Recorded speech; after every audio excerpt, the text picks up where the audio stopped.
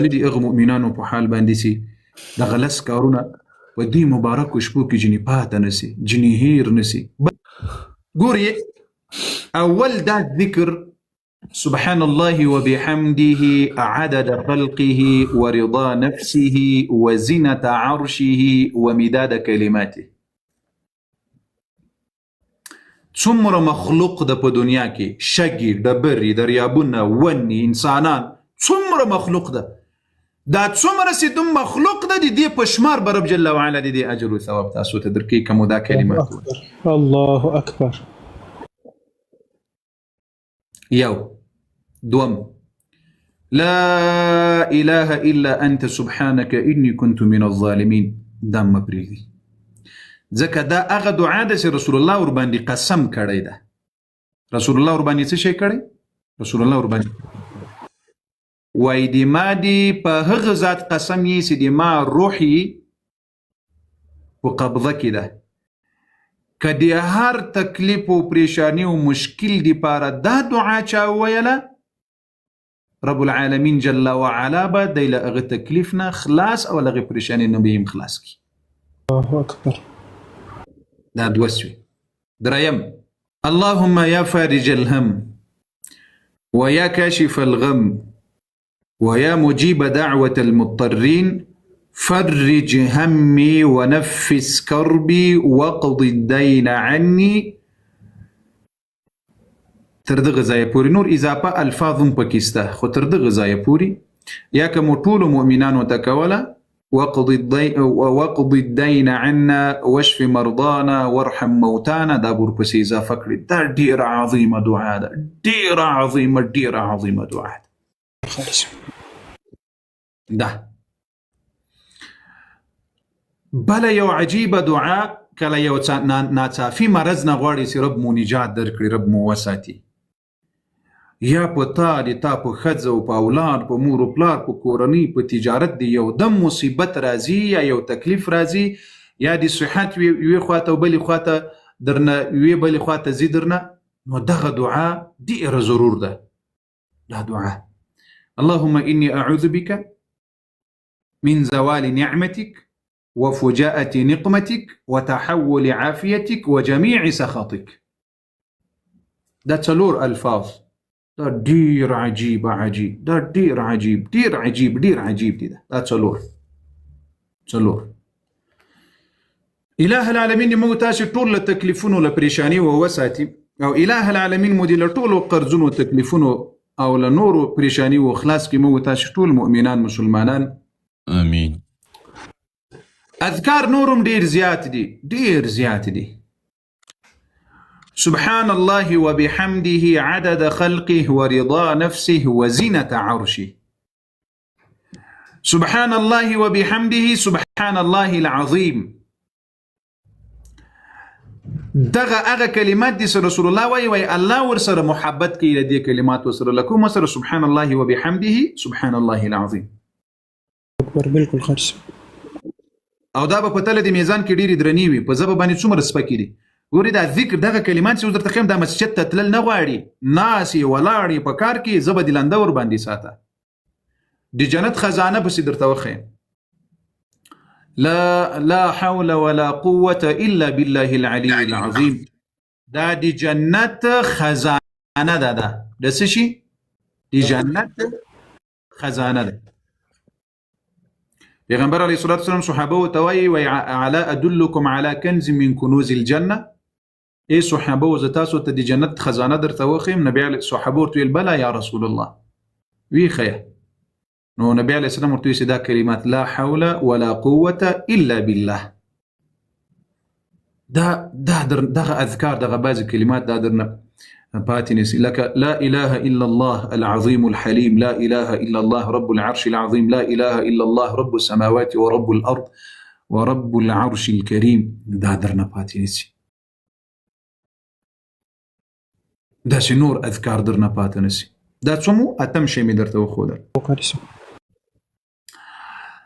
لمؤمن مسلمان نه دعا ترلاسه کړه دا نه هم دا لس بدر پرکم نور به سبب به درته وایم مؤمن مسلمان تقوادار نیک عمل انسان وی دعا جنی وغواړه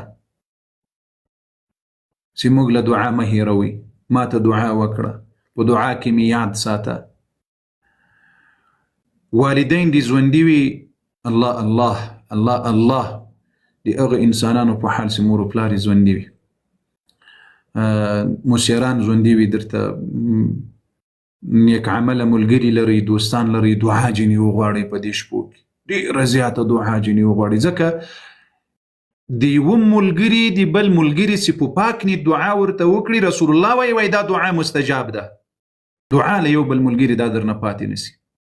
اوس رسول الله صلی الله علیه وسلم وایي د یو ملګري د بل ملګري دپاره دعا په غیاب کې کول دا مستجاب ده.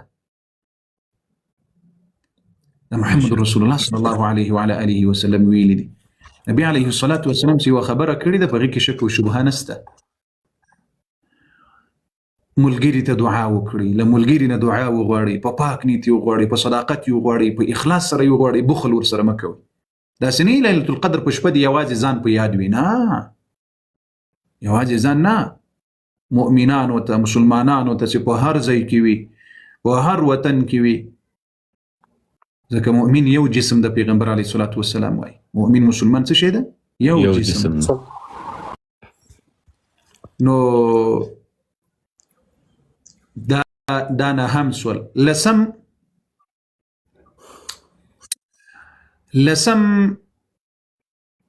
یوه اوښکه په دې شپه کې تویول. څه شی؟ یوه اوښکه تویول په دې شپه کې. په زور ځان وځړوه، ګناهونه دې رامخکې کړه رب جل وعلا ته. احسانونه سیم رب در باندې کړي دي، هغه هم رامخکې کړه. دا ګناهونه دې رامخکې کړه رب جل وعلا ته وایي یا ربه یوه اوښکه دې راتویې کړله او لیلة القدر شپه وه، لکه 83 کاله چې دې رب العالمین جل وعلا ته زړلي وي. لکه څو کاله؟ 83 کاله. لکه 83 کاله چې دې خالق جل وعلا ته زړلي وي. لا اله الا الله، لا اله الا الله، لا اله الا خوشل. بیبیانو تم دعاګانې کوي خپلو ښځو ته، ښه ښځې دې خپلو خاوندانو ته کوي، والدین دې خپلو بچو ته کوي. خیرات چاته مه کوئ په دې شپو کې، ځکه دا هغه مبارکې شپې دي. ډېر کوشش وکړئ خیرات چاته مه کوئ، ځکه خیرات په دې شپو کې ډېره زر قبلیږي. بیا خو دې هغه چا له خولې نه خیرات مه اخلئ چې هغه د الله جل وعلا صالح بندگان وي. کوشش وکړئ په خپلو کورونو کې، په خپلو قریبانو دوستانو کې چې څوک مو په تکلیف کې له دعا نه درنه هیر نسي. دا دعا خپله عبادت ده، یو صدقه ده، دعا چې چاته دې وکړل د دې ګټه تا ته در رسېږي. له مړو سره لوی احسان په دې شپو کې هغوی ته د مغفرت دعا کول. د مور و پلار مو مړي دي، تر ټولو بهترین دعا استغفر الله لي ولوالدي آسانه. الله الله الله الله. د مور و پلار دپاره چې لس پسونه حلال کړي یو طرف ته، خو چې دا دعا ورته وکړي بل طرف ته. څه شی مې درته ویل؟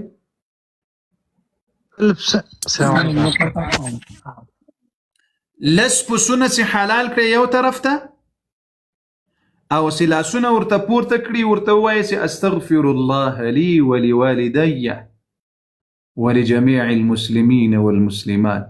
الله الله الله.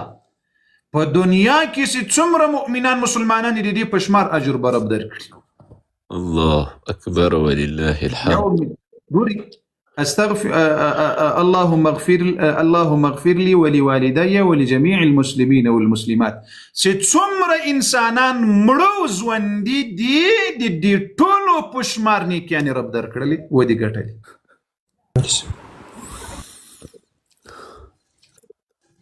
د موږ دا دعا داسې انسانان به زدلته روخیم، په خدای مې دې قسم کوي په لس کاله کې هم دا دعا کړي،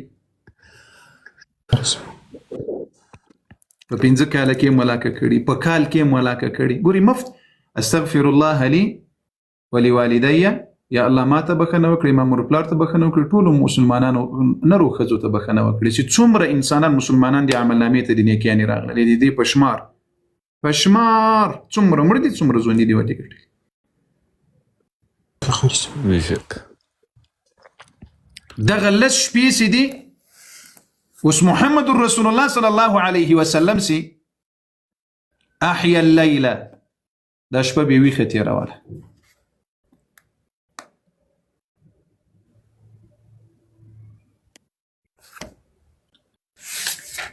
او ته